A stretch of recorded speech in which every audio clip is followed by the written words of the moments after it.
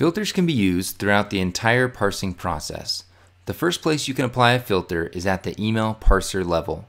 Whenever a particular source sends more than one unique format, you can create multiple email parsers and use filters to route the correct emails to their corresponding email parsers.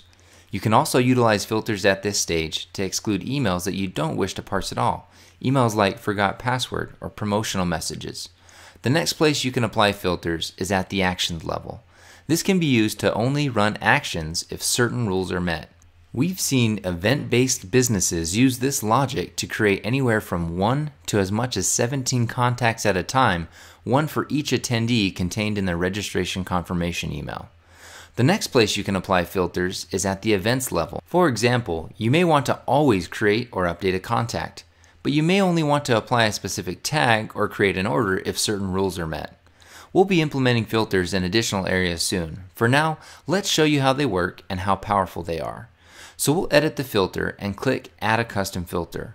In the first drop-down, we find a list of fields we parsed as well as any other source fields that Parsey is able to obtain. Next, we choose from various conditions related to the text, date, or number. In the third column, we specify the value. With this statement, any email that doesn't have buyer lead in the subject line will be filtered. All that do are let through. Beyond single statement filters, you can add either AND filters or filters, or both. When creating an AND filter, all statements must be true in order for the email to not be filtered. When creating an OR filter, any of the statements can be true in order for the email to not be filtered. Now that you have an understanding of what filters are and how to configure them, let me share a real-life scenario where they're used throughout the entire process. Let's say a realtor buys leads from Zillow. He might have two email parsers set up, one for buyer leads, which are formatted one way, and one for seller leads, which are formatted an entirely different way. He would use filters to say if the subject line contains buyer, use this parser, or if the subject line contains seller, use this parser. Then at the action level, he might have a filter on the SMS message so that it only sends when the body contains the word sell.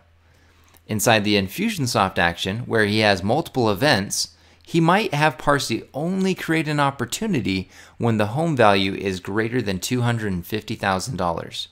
As you can see, you can set filters at any of the levels you wish, or if needed, set filters on all of them. One final tip with filters.